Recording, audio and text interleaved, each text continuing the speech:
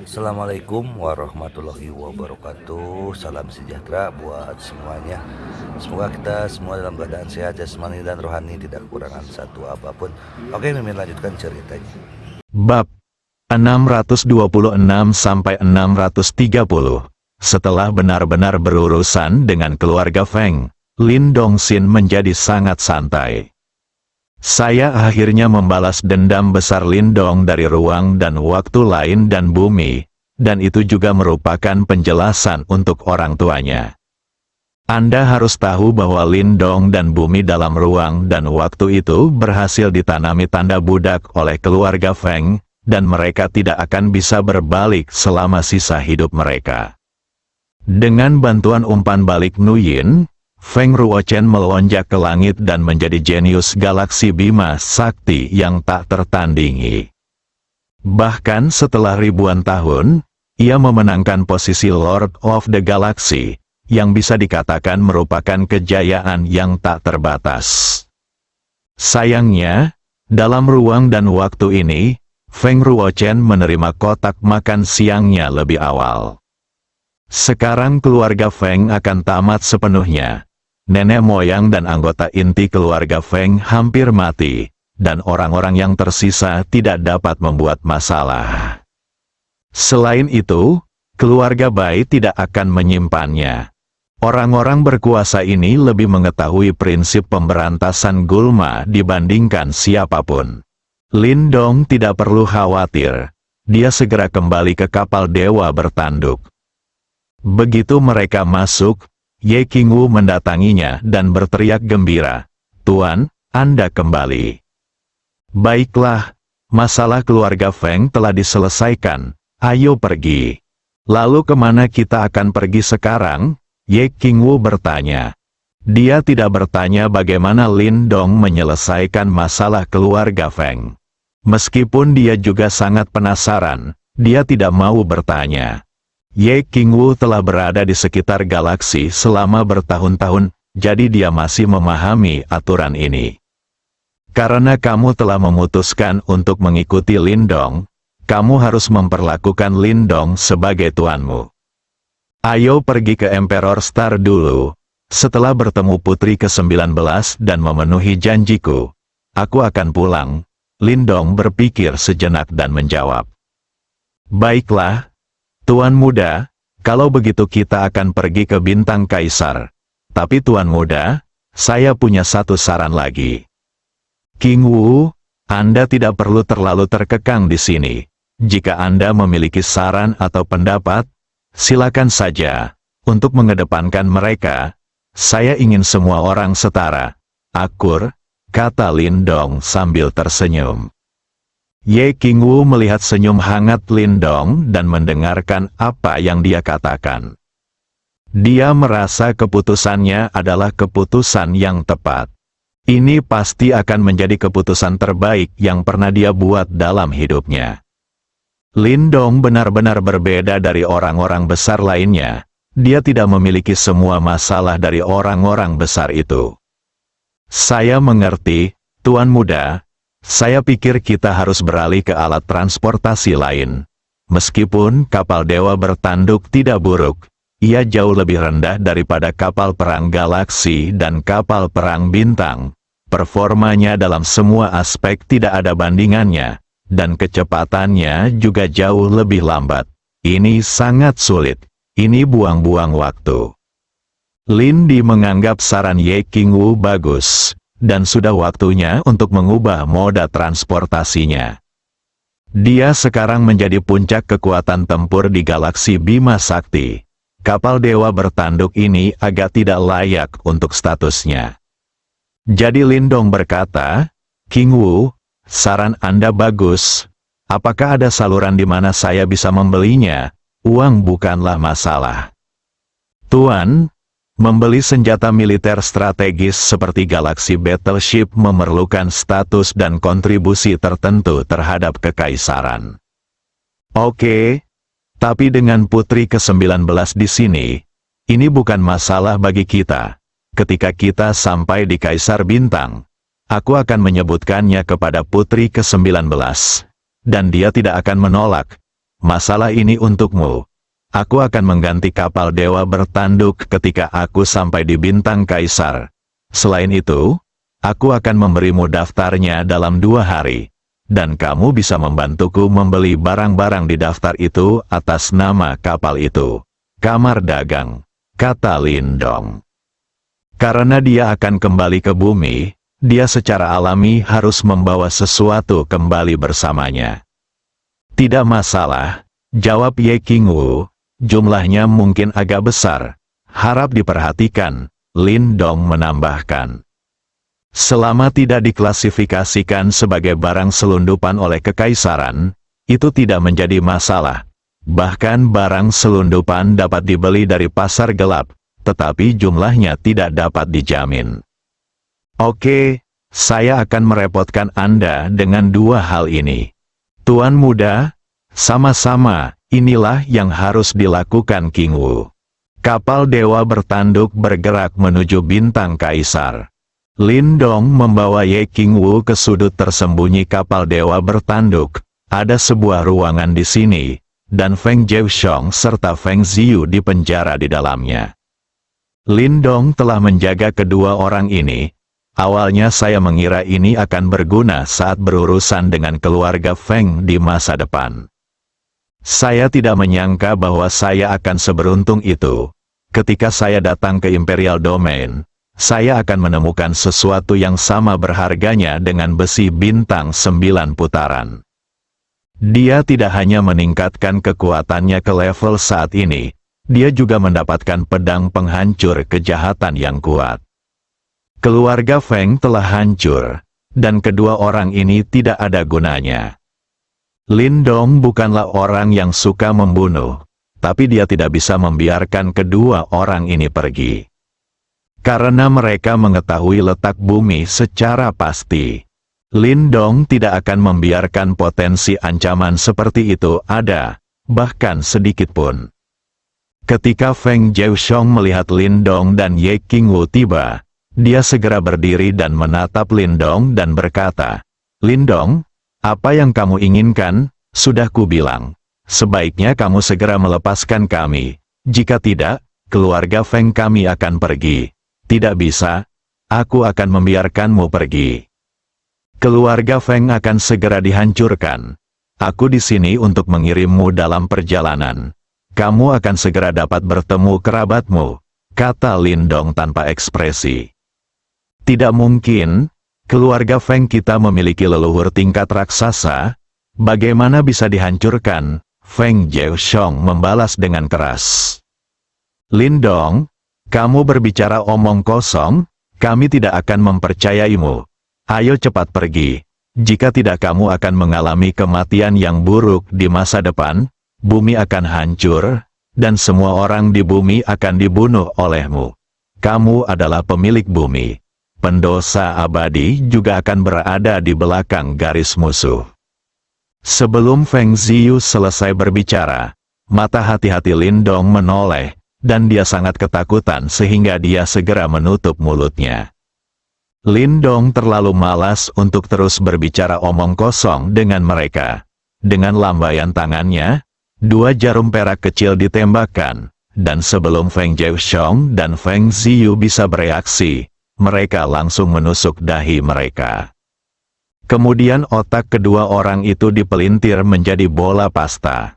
Kamu, keduanya saling menatap dengan mata besar dan mati. Singkirkan keduanya, Lindong berbalik dan pergi. Ye Qingwu terus mengikutinya tanpa mengucapkan sepatah kata pun. Dia sebenarnya punya banyak pertanyaan di hatinya. Tapi dia tidak akan bertanya kecuali Lindong berinisiatif memberitahunya. Raja Udara, penjaga keluarga Feng yang menjaga kartu takdir inti keluarga tidak dapat mempercayai matanya ketika melihat pemandangan di depannya. Tidak hanya nenek moyang keluarga Feng dan kepala keluarga Feng yang meninggal, tetapi lebih dari 90% anggota inti keluarga Feng juga meninggal. Sudah berakhir. Sesuatu yang besar terjadi kali ini. Dewa hilang penjaga keluarga Feng, yang menjaga kartu inti kehidupan, bergumam. Begitu berita itu keluar, suasana panik langsung menyebar ke seluruh keluarga Feng. Baik anggota langsung maupun anggota keluarga yang ditinggalkan semuanya terkejut. Setelah berita itu dikonfirmasi, keluarga Feng terdiam. Jelas sekali, keluarga Feng sudah sepenuhnya tamat. Sedikit kekuatan yang mereka miliki tidak dapat melawan keluarga Bai sama sekali. Jika kamu terus tinggal, kamu hanya akan mati. Jadi setelah anggota keluarga Feng bereaksi. Pada saat yang sama, dia diam-diam menyapu semua harta benda keluarga Feng dan pergi bersama keluarganya. Seluruh planet angin mengalami kekacauan. Keluarga Feng, yang menjaga ketertiban, runtuh. Tentu saja hal itu akan menimbulkan gejolak hebat di Air King. Fenomena tragis seperti pembakaran, pembunuhan dan penjarahan bahkan mulai terjadi. Orang yang memiliki kekuatan secara alami dapat memperoleh lebih banyak manfaat berdasarkan kekuatannya yang kuat. Tapi orang biasa tidak punya kekuatan untuk melawan dan hanya bisa dibantai oleh orang lain. Suasana panik mulai menyebar ke seluruh Wind King. Saat ini, orang-orang yang dikirim oleh keluarga Bai sudah dalam perjalanan menuju Raja Angin. Keluarga Feng telah tiada, dan mereka harus mengambil alih semua yang dimiliki keluarga Feng, dan juga perlu menggantikan keluarga Feng dan menjadi salah satu keluarga besar di galaksi. Wilayah Kekaisaran, Bintang Bangunan Raksasa. Ini adalah kediaman keluarga Lou peringkat kedua dari keluarga besar. Di sebuah bangunan terpencil di Julouxing jauh dari rumah utama keluarga Lou, tuan muda ketiga Lou sedang berbaring dengan tenang di dalam. Setelah dia kembali ke keluarga, karena tubuhnya lumpuh dan dia kehilangan nilai pelatihan, dia ditempatkan di sini dan hanya bisa menemukan beberapa pelayan untuk melayaninya. Ini benar-benar berbeda dari perlakuan sebelumnya terhadap Tuan Lou. Hal ini sering terjadi pada beberapa kekuatan besar. Saat kamu berharga, aku akan menjunjung tinggimu. Ketika Anda kehilangan nilai, Anda langsung terlempar ke istana yang dingin. Tuan muda ketiga Lou pernah menjadi salah satu dari 3 pewaris teratas keluarga Lou dan pesaing kuat untuk kepala keluarga. Dengan dukungan banyak anggota inti keluarga, dia secara alami akan menerima perlakuan istimewa dalam segala hal.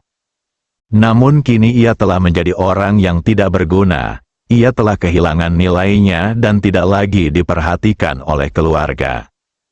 Temukan saja tempat acak dan buang dia, jauh dari pandangan dan pikiran, dan biarkan dia menjaga dirinya sendiri mulai sekarang. Bahkan anggota keluarga inti yang mendukungnya pun langsung beralih ke orang lain. Tuan muda ketiga Tianlou telah didiskriminasi dan dipermalukan oleh anggota klannya akhir-akhir ini, terutama ahli waris keluarga yang pernah ditindas olehnya. Namun kini mereka telah memanfaatkan kesempatan tersebut. Bahkan para pelayan yang melayaninya pun tidak terlihat baik padanya. Sepotong sampah yang tidak bisa dipindahkan, bahkan keturunan langsung dari keluarga Lou, tidak ada nilainya sama sekali. Tidakkah kamu melihat bahwa bahkan keluarganya telah sepenuhnya menyerah padanya? Dan semua ini, tuan muda ketiga Lou diam-diam menoleransinya.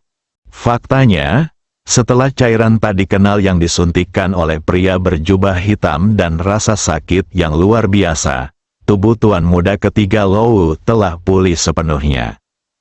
Tidak hanya dia pulih, tetapi kekuatan tempurnya juga meningkat pesat. Tuan muda ketiga Lou saat ini bukan lagi tuan muda ketiga Lou di masa lalu. Dia telah mencapai perubahan radikal dan kekuatannya telah membuat lompatan kualitatif.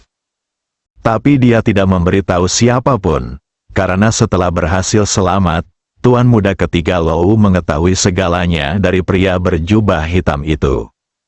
Pria berjubah hitam yang menyelamatkannya adalah sisa dari dinasti surgawi.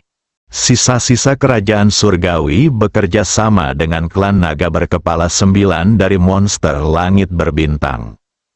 Cairan tak dikenal yang disuntikkan padanya adalah gen Hydra.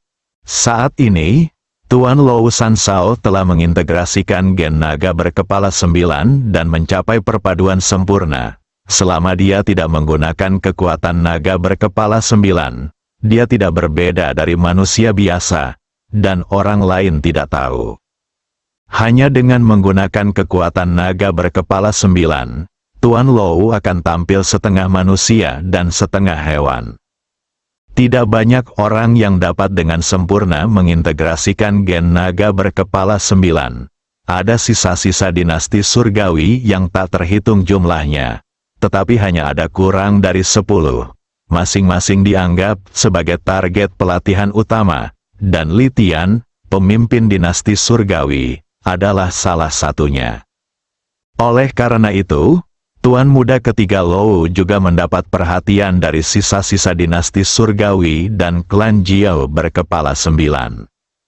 Statusnya saat ini tidak rendah di kerajaan surga. Tentu saja identitas Tuan Lou masih belum diketahui. Begitu dia bergabung dengan kerajaan surga dan perpaduan gen naga berkepala 9 terungkap, dia akan diburu tanpa henti oleh kekaisaran. Bahkan jika kekuatannya meningkat pesat sekarang, dia tetap akan mati. Jadi dia harus bersembunyi sebentar. Bahkan jika Anda menderita semua hinaan dan diskriminasi, Anda harus menanggungnya dan tidak membeberkannya. Hanya setelah kerajaan surgawi bersatu dengan klan Jiao berkepala 9 untuk menggulingkan kekaisaran, Lou Sansao dapat mengantarkan cahaya. Ketika dia kembali ke keluarga Lou, dia juga kembali dengan misi dari Tiongkok. Meski sangat berbahaya bekerja sama dengan Tiongkok, tapi Tuan Lou San tidak peduli sama sekali. Daripada berbaring di tempat tidur selama sisa hidup Anda, jalani sisa hidup Anda. Lebih baik mempertaruhkan segalanya dan mencobanya. Jika Anda gagal, Anda akan mati. Itu lebih baik daripada berbaring di tempat tidur dan bertahan hidup. Selama dia berhasil, statusnya akan mengalami perubahan yang mengejutkan. Mampu mengintegrasikan gen klan naga berkepala 9 dengan sempurna, mungkin seluruh galaksi akan menghormatinya di masa depan. Kaisar saat ini Xia Yunchuan adalah masa depannya. Ini adalah sesuatu yang Lou Sansao tidak akan pernah bisa capai dalam keluarga Lou. Dan dia masih mempunyai dendam besar yang belum terbalaskan. Dia ingin Lindong mencoba perasaan hidup yang lebih buruk daripada kematian. Inilah salah satu alasan mengapa ia mampu bertahan dalam fusi genetik. Berderit, pintu kamar tempat Tuan Lou duduk dibuka. Dua pelayan muda datang membawa makanan. Tuan, ini waktunya makan. Tuan muda ketiga Lou terbaring tak bergerak di tempat tidur. Matanya menatap ke atas dengan tatapan kosong. Sebagai pewaris yang pernah menduduki peringkat 3 teratas di keluarga Lou, dia pasti tidak bisa menerima kenyataan bahwa dia tiba-tiba menjadi orang tidak berguna yang tidak bisa bergerak. Ungkapan ini cocok dengan situasinya. Setelah kedua pelayan itu masuk, mereka membawa makanan dan berjalan ke arah tuan muda ketiga Lou dan mulai menyajikannya. Selama seluruh proses, Lou Sansao tidak mengucapkan sepatah kata pun dan hanya mengunyah makanan secara pasif. Setelah makan, kedua pelayan itu bangkit dan pergi. Dia juga tidak melanjutkan komunikasi dengan Tuan Lou San. Selain itu, mereka sebenarnya tidak ingin melayani Tuan Lou. Seorang pecundang yang tidak pernah bisa berdiri. Masa depan apa yang ada bersamanya? Bukankah seluruh hidup ini akan sia-sia baginya? Tapi tidak mungkin. Bagaimanapun, tuan muda ketiga Lou adalah keturunan langsung dari keluarga Lou. Meski ia tidak lagi dihargai oleh keluarga setelah digulingkan, namun Anda masih bisa menikmati sisa hidup Anda dengan tenang. Sejak mereka terpilih, mereka tidak punya alasan untuk menolak. Kedua pelayan itu baru saja keluar dari kamar tuan ketiga. Segera, dua orang pria datang dan memeluk mereka, lalu mengangkat dan menurunkan tangan mereka. Kedua orang ini adalah penjaga yang bertanggung jawab menjaga tempat ini. Tunggu, Tuan muda masih di dalam. Apa yang kamu takutkan? Dia hanya pecundang. Dia tidak akan pernah berdiri dalam hidupnya. Lihat dia seperti ini. Dia bahkan tidak bisa berbicara. Apa yang dia lakukan pada kita? Itu dia. Mengapa kita takut padanya? Jika bukan karena dia, akankah kita ditempatkan di tempat di mana burung tidak buang air besar? Bahkan jika kita ingin dia mendengarkan, dia tidak akan melakukannya. Lagi pula aku tidak punya keinginan, dan anggota tubuhnya akan hancur. Jadi mungkin tidak baik untuk wanita. Tidak tertarik. Tapi selalu buruk jika dia mendengarnya. Tidak. Di sini saja, biarkan tuan muda ketiga mendengar betapa bahagianya melakukan hal semacam ini. Mungkin itu akan merangsang dia. Dia memikirkan masa lalu dan tidak bisa menerimanya untuk sementara waktu. Jadi dia menggigit lidahnya dan bunuh diri agar kami bisa pergi dari sini. Harus terjebak di sini selama sisa hidup kita. Mari kita pergi ke kamar dan biarkan tuan muda ketiga memeriksanya dengan baik. Masuk saja dan lakukan. Lembut nanti. Tidak, kamu harus lebih keras. Kamu juga bisa berteriak lebih keras dan lebih merangsang tuan muda ketiga. Mungkin dia akan menunggu sampai kita selesai. Dia juga bunuh diri jelas. Senyuman menakutkan muncul di sudut mulutnya, dan dadanya naik turun dengan hebat. Dia jelas sangat marah, dan sisik di sekujur tubuhnya mulai terlihat. 4 orang memasuki ruangan, dia sama sekali tidak peduli dengan tuan muda ketiga Lou. Mulailah pertempuran segera. Jeritan perempuan dan desahan laki-laki terdengar silih berganti. Tepat saat mereka sedang bersenang-senang, tiba-tiba sesosok tubuh berdiri di belakang mereka. Mereka berempat melihatnya. Kedua pelayan itu ketakutan dan pingsan. Pada saat ini, tuan muda ketiga Lou bersisik. Tangan dan kakinya berubah menjadi cakar. Ekornya berayun maju mundur. Dan ada 2 tanduk di dahinya. 3. Tuan muda ketiga, kamu bersenang-senang. Pergilah ke neraka dan bersenang-senanglah, tuan muda ketiga Lou berkata sambil tersenyum. Senyumannya terlihat sangat menakutkan. Tidak, jangan, Tuan Lou berubah menjadi naga berkepala 9 dan memakan keempatnya. Klan naga berkepala 9 dari monster langit berbintang paling suka memakan manusia. Tuan muda ketiga Lou telah menggabungkan gen naga berkepala 9, dan secara alami memiliki beberapa kebiasaan mereka. Setelah tuan muda ketiga Lou berurusan dengan keempat orang itu, dia menjilat bibirnya, merasa sedikit belum selesai. Sepertinya saya belum cukup makan makanan lezat dari pegunungan dan laut, dan saya ingin terus makan. Sebagai 3 pewaris teratas keluarga Lou, apa yang belum dimakan tuan muda Lou? Bahkan binatang raksasa di bintang telah memakan beberapa jenis. Meskipun raksasa di langit berbintang memiliki peringkat yang agak rendah, pada dasarnya jarak mereka ratusan atau ratusan. Tapi itu juga sesuatu yang luar biasa, tidak semua orang mampu membelinya. Namun, dia belum pernah merasa seperti ini, dan setelah makan, Lou Sansao merasakan kekuatannya meningkat lagi.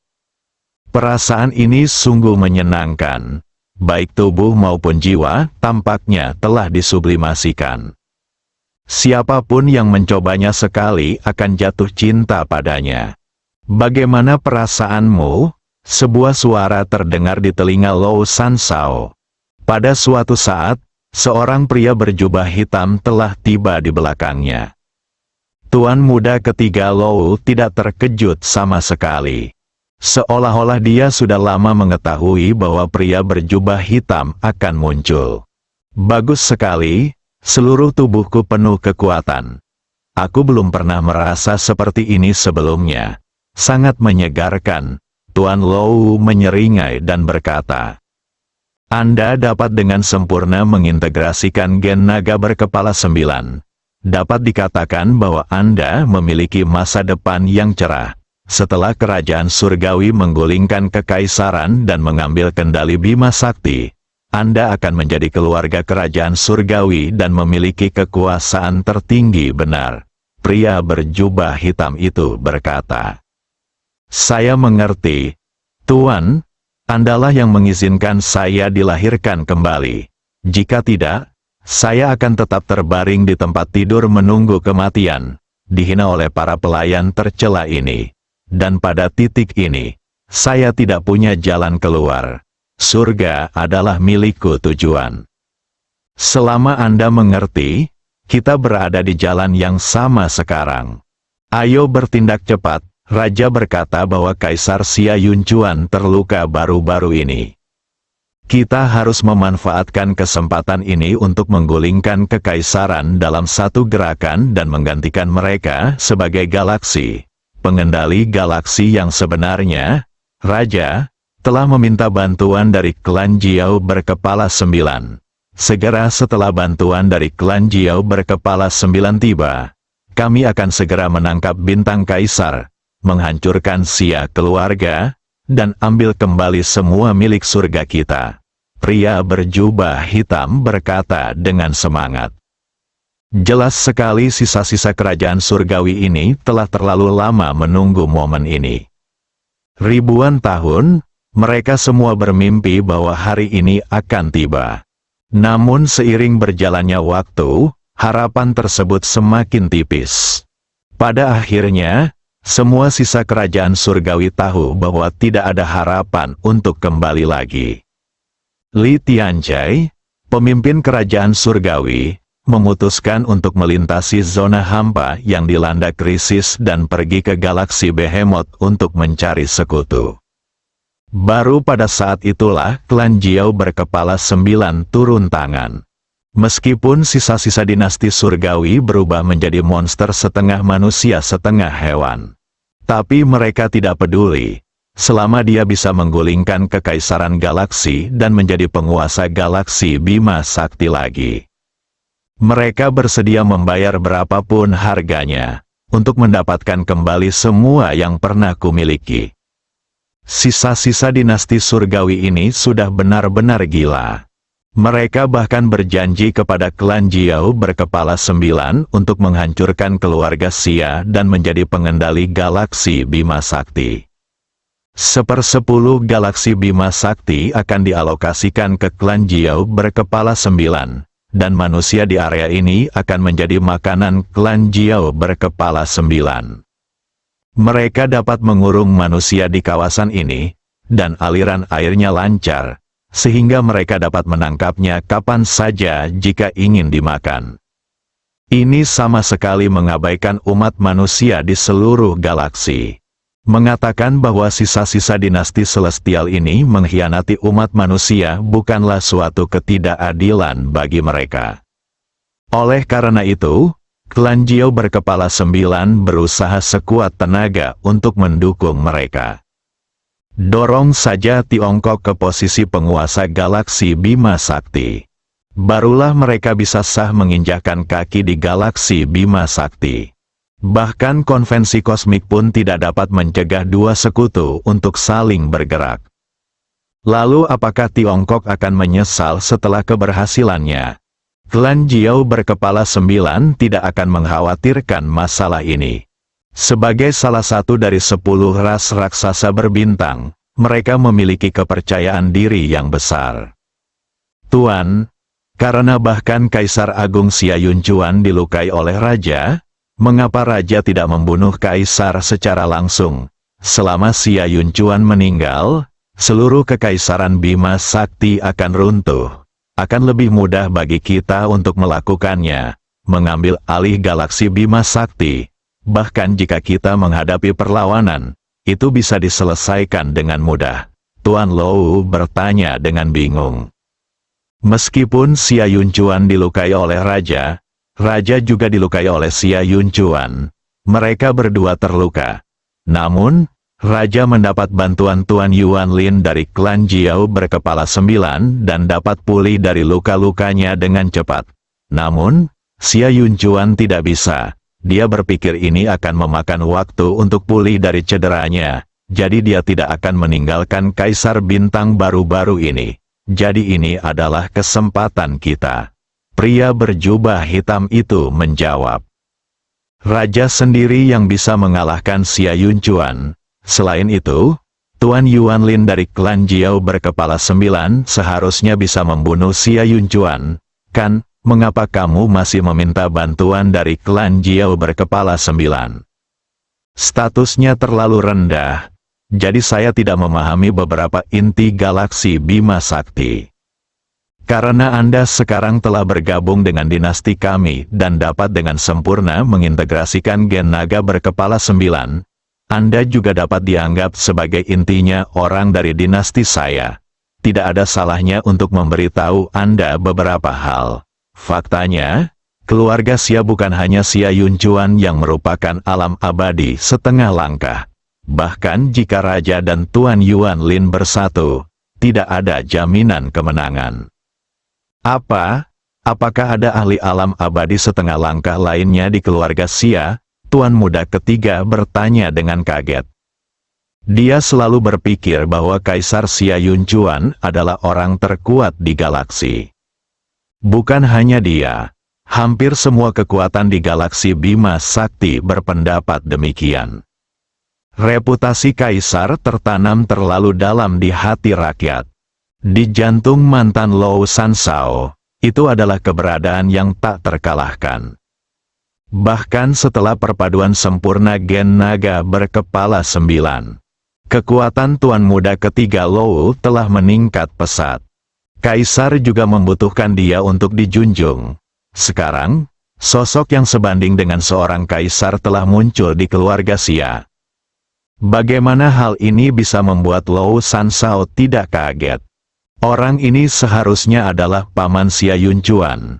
Menurut informasi yang dikumpulkan oleh dinasti Surgawi, orang ini berada di peringkat ke-9 di antara pangeran kekaisaran galaksi generasi sebelumnya. Namanya adalah Xia Jiuyu. Dia juga orang yang sangat berbakat pada saat itu. Bahkan lebih baik dari pangeran generasi sebelumnya. Kaisar tidak kalah sama sekali. Tetapi dikatakan bahwa dia tidak tertarik pada kekuasaan. Jika tidak, pertempuran untuk kaisar generasi itu pasti akan menjadi pertarungan antara naga dan harimau. Gesekan internal yang intens akan menyebabkan kekaisaran galaksi kehilangan setidaknya 3 tingkat kekuatan. Pria berjubah hitam menghela nafas. Xia Jiuyu, Tuan muda ketiga Lou, belum pernah mendengar nama ini. Tampaknya statusnya memang terlalu rendah. Dia sama sekali tidak menyadari banyak hal yang terjadi di inti galaksi Bima Sakti. Tapi segalanya berbeda sekarang. Tuan muda ketiga Lou tiba-tiba berubah dan menjadi keluarga inti kerajaan dari dinasti Surgawi. Dia berhak mengetahui semua rahasia tentang galaksi Bima Sakti. Tunggu sampai kekaisaran galaksi digulingkan dan kekaisaran Tiongkok sepenuhnya menguasai galaksi Bima Sakti. Tuan muda ketiga Lou adalah penguasa langit berbintang. Ketika saatnya tiba, dia harus memahami rahasia terdalam galaksi Bima Sakti. Jadi begitu, saya mengerti. Tuan, ayo pergi, mulailah dengan keluarga Lou dulu. Lalu perlahan-lahan mengikis kekuatan lain. Meskipun kita tidak bisa melawan Kaisar Agung Xia Yunchuan, kita bisa membuka jalan bagi raja terlebih dahulu, dan tunggu sampai keluarga Xia hancur, kami akan segera mengendalikan situasi, kata Tuan Lousan. Benar, jadi kita harus bertindak cepat. Jika tidak, ketika bantuan dari klan Jiao berkepala 9 tiba dan keluarga Xia dihancurkan, kita tetap tidak akan bisa mengendalikan situasi, Raja negara akan marah saat itu. Pria berjubah hitam itu setuju. Pria berjubah hitam itu sebenarnya tidak memberitahu Tuan Lou. Bahkan setelah keluarga Xia tersingkir, jika lebih dari separuh kekuatan utama di Bima Sakti tidak terkikis, kerajaan surga akan terkena serangan balik yang gila-gilaan. Alasan utamanya adalah kerajaan surga menyetujui persyaratan naga berkepala 9. Selama keluarga Xia dihancurkan, kerajaan surgawi akan mengalokasikan 1/10 dari galaksi Bima Sakti kepada klan Jiao berkepala 9. Inilah umat manusia yang mengkhianati seluruh galaksi. Jika tidak hati-hati, Anda akan ditentang oleh manusia di semua galaksi. Ini bukan lelucon. Jika semut terlalu banyak, mereka dapat membunuh binatang langit berbintang. Kalau tidak, mereka tidak akan mengalami masalah seperti itu. Tunggu saja klan Jiao berkepala 9 mengirim orang untuk bergabung untuk menghancurkan keluarga Xia. Lin Dong dan Ye Qingwu terus bergerak maju di kapal dewa bertanduk. Saat semakin dekat dengan Kaisar Bintang, kapal dewa bertanduk bertemu dengan lebih banyak planet kehidupan.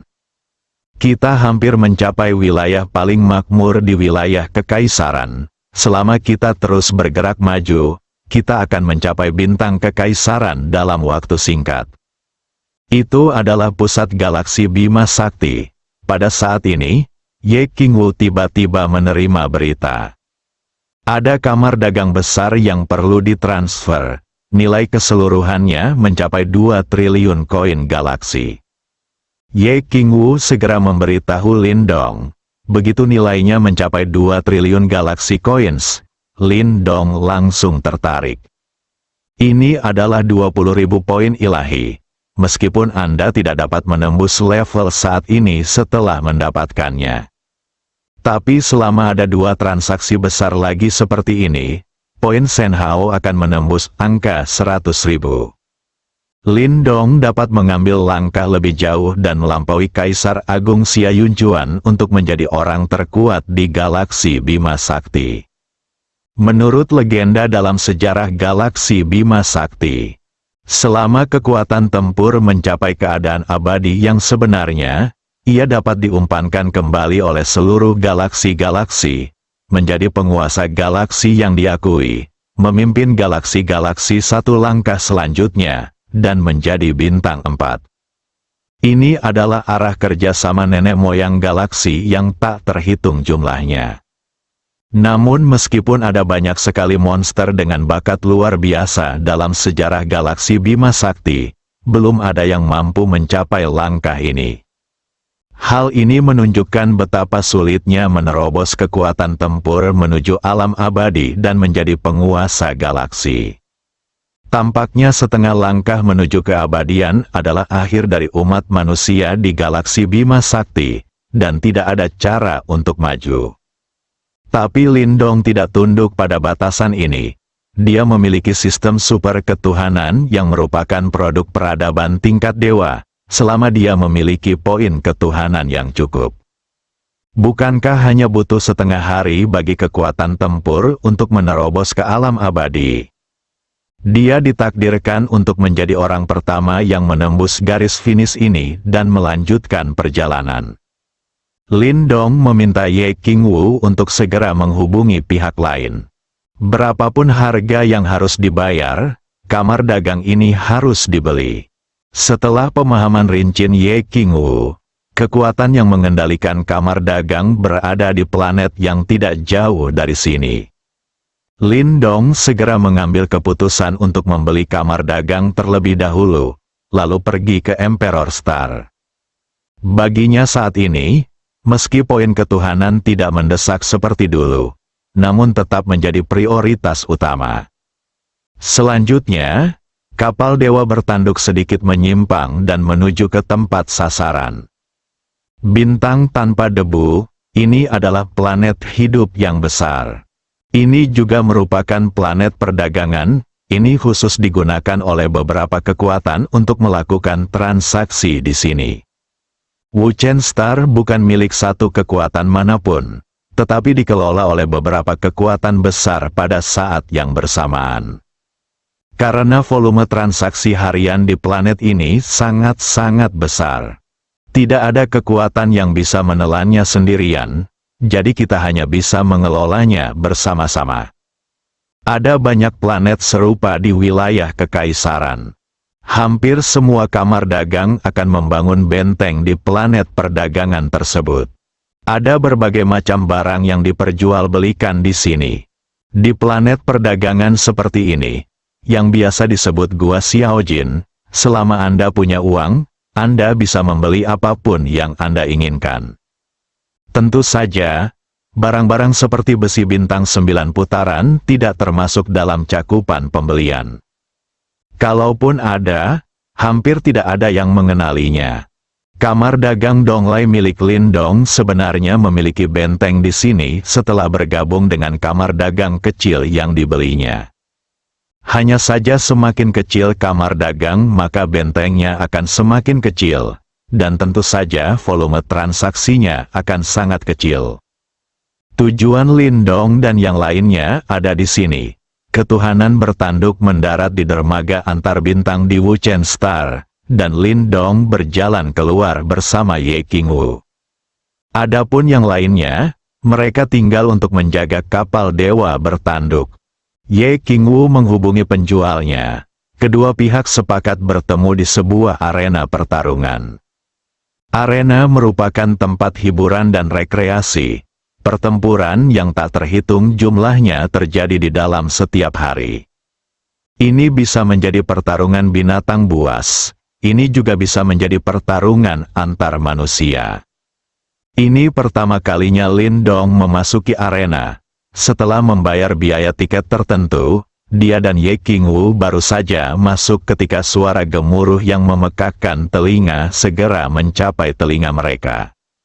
Lindong mengerutkan kening, sedikit bingung. Bagaimana Anda berbisnis di tempat seperti ini? Ini hampir lebih berisik daripada bar di bumi. Sejujurnya, Lindong tidak terlalu menyukai tempat seperti ini.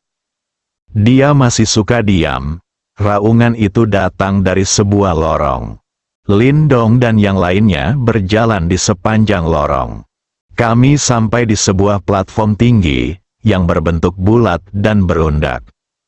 Agak mirip dengan lapangan sepak bola di bumi, hanya saja ukurannya lebih besar dari lapangan sepak bola. Platform di bagian bawah juga berada puluhan meter di atas tanah.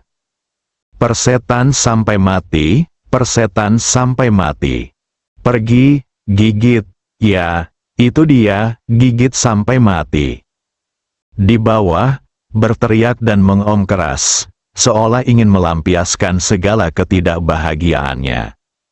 Lindong tidak tahu spesies apa yang dimiliki kedua binatang yang bertarung itu.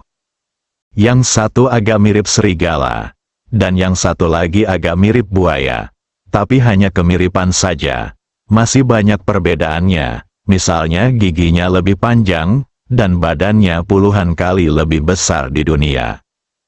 Kedua binatang itu saling menggigit seolah-olah sedang menggunakan stimulan, sama sekali mengabaikan luka mereka sendiri. Bahkan cakar depan dari binatang raksasa berbentuk serigala itu telah digigit, dan ia tetap menggigit lawannya, seolah-olah tidak merasakan sakit. Kedatangan kedua orang tersebut sama sekali tidak menarik perhatian siapapun. Semua orang memperhatikan pertempuran itu. Mereka semua bertaruh besar. Beberapa orang tidak hanya menggadaikan seluruh harta bendanya, bahkan meminjam uang dalam jumlah besar. Jika pihak yang Anda pertaruhkan kalah, Anda tidak punya pilihan selain melompat dari gedung. Lindong melihatnya sebentar, tidak menunjukkan ketertarikan sama sekali. Di sini terlalu berisik untuk berbicara. Dia membawa Ye Qingwu keluar dari lorong itu lagi. Meskipun di sini berisik, suaranya setidaknya jauh lebih pelan dan Anda masih dapat mendengar apa yang Anda katakan. Hubungi pihak lain dan cari tahu di mana mereka berada, Bagaimana kita bisa mendiskusikan bisnis di sini? Bukankah ini hanya menggoda kita? Lindong mengerutkan kening dan berkata pada Ye Qingwu. Dia jelas sedikit tidak senang sekarang. Dari mana datangnya orang ini untuk membicarakan bisnis? Itu semua hanya untuk menghiburnya. Baik, Tuan, jawab Ye Qingwu segera. Kemudian mereka mulai menghubungi satu sama lain. Dia juga tahu kalau Lindong sedikit tidak sabar. Ye Qingwu segera menghubungi orang yang ingin memindahkan kamar dagang. Komunikator dengan cepat terhubung, tapi tidak ada kebisingan seperti arena di dalam, dan sangat sunyi. Hal ini membuat Lindong bertanya-tanya apakah dia telah dilepaskan. Apakah Priwu ada di sini? Suara seorang pemuda datang dari komunikator Ye Qingwu. Ya, kami telah sampai di arena yang Anda tunjuk. Di mana tuanmu sekarang? Ye Qingwu bertanya dengan sopan. Ini adalah gayanya yang biasa. Setelah menghabiskan bertahun-tahun di galaksi Bima Sakti, Ye Qingwu akan dengan sopan memanggil orang tak dikenal dengan Tuan untuk menunjukkan rasa hormat. Apalagi pihak lain memiliki kamar dagang senilai 2 triliun koin galaksi, jadi dia jelas bukan orang biasa. Biarkan staf arena membawamu ke ruang VIP nomor 1. Aku akan menunggumu di sini. Suara pemuda itu terdengar lagi. Oke, jawab Ye Qingwu. Kemudian pihak lain menutup komunikator. Ye Qingwu menatap Lindong. Ayo pergi, ajak Lindong. Untuk menghindari masalah yang tidak perlu, Lindong masih meminta Ye Qingwu mengenakan kerudung untuk menutupi penampilannya yang tiada taraf. Kalau tidak, dengan ketenaran Ye Qingwu, banyak orang pasti akan mengenalinya. Keduanya menemukan anggota staf arena dan menjelaskan tujuan mereka. Setelah mendengar bahwa Lindong dan yang lainnya pergi ke ruang VIP nomor 1 untuk mencari seseorang, staf segera memanggil penanggung jawab arena. Mereka tidak berani membawa orang ke ruang VIP nomor 1 sesuka hati. Jika mengganggu kenikmatan orang dewasa di dalamnya, mereka mungkin akan langsung dilempar ke arena untuk memberi makan binatang buas. Mereka yang bisa memasuki ruang VIP nomor 1 semuanya adalah orang-orang hebat dengan status mencengangkan. Kalian berdua, silakan ikut dengan saya, kata orang yang bertanggung jawab atas arena dengan hormat. Rupanya dia sudah diberitahu. Lindong dan Ye Qingwu mengikuti orang yang bertanggung jawab atas arena, memasuki lorong VIP yang tenang, dan kemudian berjalan ke lantai atas arena. Ini adalah ruang VIP. Mereka bertiga berhenti di depan pintu kamar. Kalian berdua, ini ruang VIP nomor 1. Tuan Muda Yin sudah menunggu di dalam. Setelah orang yang bertanggung jawab mengatakan ini, dia memberi isyarat mengundang. Tuan Muda Yin, ketika Ye Qingwu mendengar nama ini, jantungnya berdetak kencang. Bukankah keluarga Yin, yang menempati peringkat keempat di antara keluarga besar? Bagaimana kekuatan tertinggi seperti keluarga Yin bisa menjualnya ke kamar dagang? Ada yang salah, ini adalah perasaan naluriah Ye Qingwu. Hanya ada satu orang di wilayah kekaisaran yang bisa disebut Tuan Muda Yin. Itulah Yin Hailiang, Tuan Muda tertua dari keluarga Yin. Yin Hailiang ini telah terlibat dengan Ye Qingwu untuk sementara waktu. Dia ingin bertemu Ye Qingwu sendirian berkali-kali, tapi dia menolak dengan sopan. Karena Ye Qingwu tahu bahwa Yin Hailiang berbeda dari pewaris langsung kekuatan besar lainnya. Untuk orang seperti Pak Lou, meski berhati gelap, ia tetap peduli dengan wajahnya. Setidaknya ia tidak akan melakukan hal-hal keterlaluan dan membuat orang lain menertawakannya. Tapi Yin Hailiang berbeda. Ini adalah orang yang sangat tidak sabar dan tidak peduli sama sekali dengan wajah. Di antara keturunan langsung dari kekuatan utama di domain kekaisaran, harus dikatakan bahwa dia adalah orang yang aneh. Selama itu baik untuk dirinya sendiri, dia akan menggunakan cara kotor apapun. Sedangkan bagi yang tidak peduli dengan wajah, dia tidak peduli sama sekali. Orang seperti ini seringkali merupakan orang yang paling sulit dihadapi. Ye Qingwu sudah lama sakit kepala karena Yin Hailiang. Hanya saja dalam beberapa tahun terakhir, Yin Hailiang sepertinya telah menghilang, dan dia tidak pernah mengganggu Ye Qingwu lagi. Dikatakan bahwa beberapa tindakannya berdampak pada reputasi keluarga, dan dia dikirim dalam misi oleh keluarga Yin. Tidak ada yang tahu apa misi spesifiknya. Orang-orang seperti Yin Hailiang, yang berdampak pada reputasi keluarga, pasti sudah lama menyerah. Namun, identitas Yin Hailiang agak istimewa. Ketika dia lahir, nenek moyang keluarga Yin kebetulan menerobos alam. Hal ini membuat keluarga Yin berpikir bahwa anak laki-laki ini adalah bintang keberuntungan keluarga Yin. Selain itu, dia adalah putra tertua dari generasi keluarga Yin ini dan memiliki bakat tertinggi di keluarga Yin, sehingga mereka sangat toleran terhadapnya. Bahkan nenek moyang keluarga Yin menaruh perhatian besar pada Yin Hailiang. Ye Qingwu tahu bahwa masalah ini akan merepotkan hari ini. Mungkin pihak lain sama sekali tidak ingin memindahkan kamar dagang, tetapi melakukan perjalanan khusus untuk memikat Ye Qingwu ke sini. Saya tidak berharap waktu yang lama akan berlalu. Yin Hailiang masih belum melupakannya, Ye Qingwu. Tapi karena Anda di sini, Anda harus masuk dan melihatnya. Dan dengan adanya Lindong, Ye Qingwu tidak takut. Jika hanya untuk dirinya sendiri, Ye Qingwu pasti tidak akan masuk.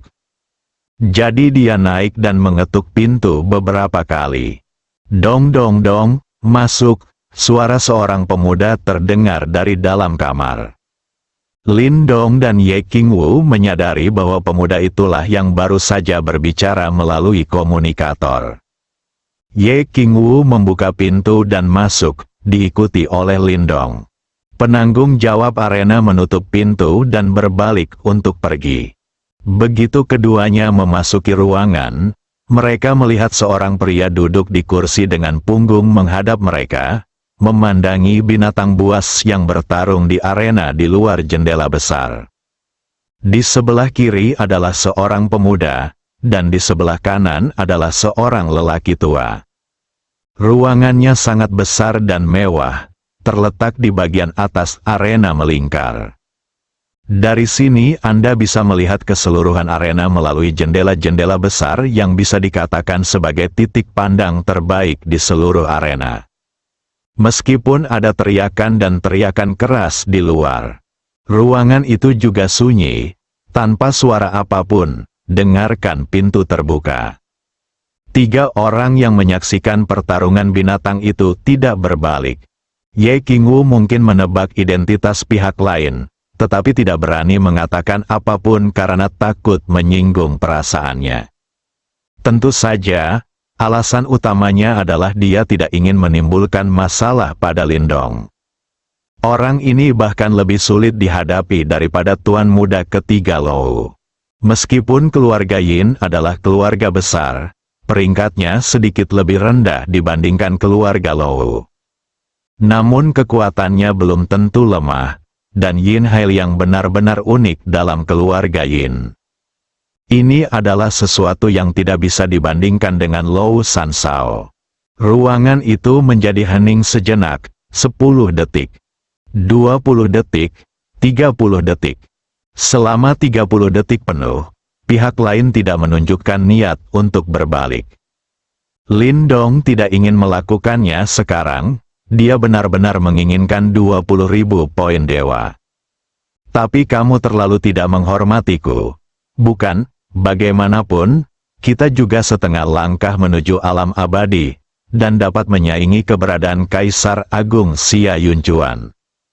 Jika Kaisar Agung Xia Yunchuan ada di sini, siapa yang berani menggantungnya selama 30 detik? Apa menurutmu aku tidak mudah marah? Tepat saat Lindong hendak marah, Hasil dari dua monster yang bertarung di bawah ini sudah keluar. Mereka bertiga juga berbalik saat ini dan menghadap mereka. Pria yang duduk di kursi itu lebih muda. Di bumi, dia baru berusia 30-an. Tapi di alam kekaisaran ini, sulit untuk mengatakan dengan pasti. Mungkin saja berumur 1 atau 200 tahun. Orang ini tidak lain adalah Yin Hailiang, tuan muda peringkat keempat dari keluarga Yin. Di sebelahnya ada seorang lelaki tua, 1 tahun. Peri Wuxing, sudah lama tidak bertemu, Yin Hailiang berkata sambil tersenyum. Ternyata tuan muda Yin, tampaknya pemindahan kamar dagang adalah jebakan yang Anda buat. Anda pasti tahu bahwa saya baru-baru ini menyebarkan berita bahwa saya ingin membeli kamar dagang, jadi Anda memikatku ke sini dengan cara ini, kan? Ye King wajah di balik kerudung menari berkata dengan ekspresi muram. Setelah memastikan bahwa pihak lain adalah Yin Hailiang, dia tahu bahwa masalah hari ini mungkin adalah jebakan, sebuah permainan yang memikat Ye King Wu. Bersambung.